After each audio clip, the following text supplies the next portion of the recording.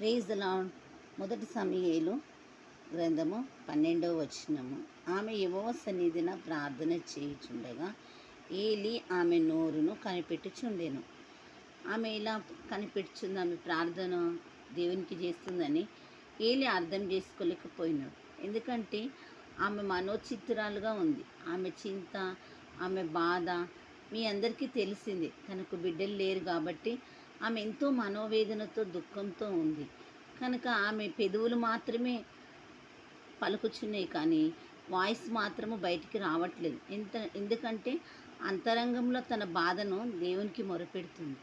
అలాగే నా జీవితంలో కూడా దేవుడు ఒక గొప్ప కార్యం చేసింది. అది మీతో పంచుకోవడానికి దేవుడు ఇచ్చిన కృపను బట్టి మీకెంతో వందనస్తులం.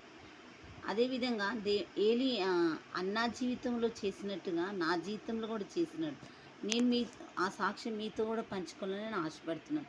అన్న ఏ రీతిగా తన సన్నిధిలో ఉండి మొరపెడుతూ ఉందో ఏలి అది గమనించలేదు.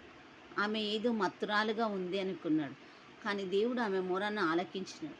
నా జీవితంలో కూడా నాకు బిడ్డలు లేరని, నాకు 2 కుమార్తెలే ఇచ్చిండు దేవుడు అని ఎంతో బాధపడుతుండగా వాక్యాల ద్వారా, ప్రార్థన ద్వారా, అనేక సేవకుల ద్వారా నేను వాక్యాలు వింటున్నప్పుడు దేవుడు నా కన్నీటి ప్రార్థన ఆలకిస్తూ వచ్చినాడు. అన్న కూడా ఎంతో కన్నీరు విడిచి ప్రార్థన చేసింది కదా, నేను కూడా కన్నీళ్ళు విడిచి ప్రార్థన చేస్తూ వచ్చినాను. అందుకనే దేవుడు ఆమె ప్రార్థన ఆలకించి సమూయేలు అని తనకు దేవుడు బహుమానంగానే ఇచ్చినాడు. కనుక నా జీవితంలో కూడా నాకు కూడా ఒక కుమారుని ఇచ్చి దేవుడు నన్ను ఎంతో బలపరుస్తూ వచ్చినాడు. నేను అనేక పర్యములు కృంగిపోయినాను. అసలు నాకు కొడుకు పుట్టడా అని ఎంతో చింత కలిగి ఉండేదాన్ని. నేను సరిగా తినకపోయేదాన్ని. కానీ దేవుడు నా పట్ల ఒక ఉద్దేశాన్ని కలిగి ఉన్నాడు కాబట్టి దేవుడు నా పక్షంన మేలు చేస్తూ వచ్చినాడు. మనం అనుకుంటాం దేవుడు మనకి ఏం మేలు చేస్తాడు, ఏం మేలు చేయడని మనం అనుకుంటాం. అనేక సార్లు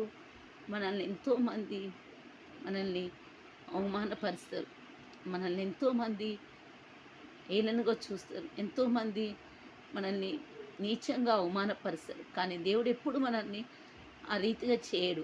ఎందుకంటే దేవుడు మాటిచ్చి మాట తప్పని దేవుడు. కనుక నా జీవితంలో ఎన్నో మేలు చేసిన దేవుడు. కనుక నేను కూడా నాకు 2 కుమార్తెలను ఇచ్చినా కూడా దేవుడు నాకు కుమారుని ఇవ్వడేమో అని నేను ఆందోళనతో ఉండేదాన్ని.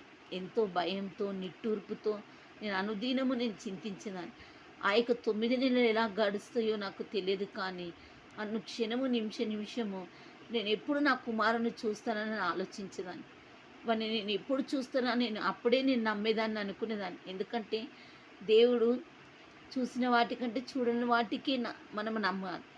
ఆ నమ్మకం మనలో ఉండాలి. కానీ నేను అపనమ్మకస్తురాలుగా ఉండేదాన్ని కొన్ని పర్యాలు. ఎందుకంటే దేవుడు నా కడుపులో కొడుకును ఉంచాడా లేదా అని అనేక సాతాను అలాంటి ఆలోచన నాకు తెచ్చేది.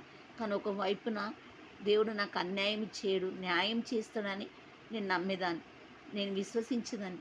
నా విశ్వాసాన్ని, ఎందుకంటే పేతురు నీటిలో మునిగిపోయినప్పుడు దేవుడు తనను పైకెత్తుతాడు కదా, అప్పుడు ఏమంటాడు, అల్ప విశ్వాసి, ఈ కొంచెంలో నువ్వు నమ్మకంగా లేవని అంటాడు. నేను కూడా ఆ కొంచెం వాటిలో నమ్మకంగా లేనని అనేక పర్యములు దేవుని సన్నిధిలో క్షమాపణ అడుగుతూ వచ్చినాను. రానే వచ్చింది, 9 నెలలు గడిచిపోయాయి. దేవుడు నాకు చక్కటి కుమారుని ఇచ్చిండు. తన విషయంలో నేను ఎంతో సంతోషించినాను. నా సంతోషానికి ఆనందము అంతులు అసలుకి నేను వేయలేని గంతులు అనేది లేదు తెలుసా. అంతగా నా జీవితంలో గొప్ప కార్యం చేసింది. అది నమ్మలేము. ఎందుకంటే మన జీవితంలో, నిజ జీవితంలో జరిగినప్పుడే అది నమ్ముతాం.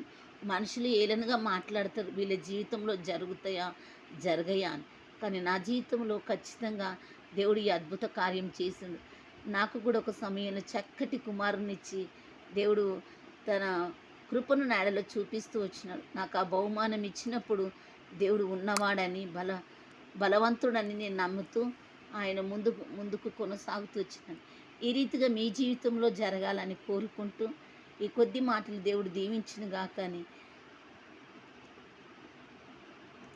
ప్రార్థిస్తూ, నా బాధనంతా మీరు విన్నందుకే మీ కృతజ్ఞతాస్తుతులు చెల్లిస్తూ ప్రైజ్ ద లార్డ్ అండి.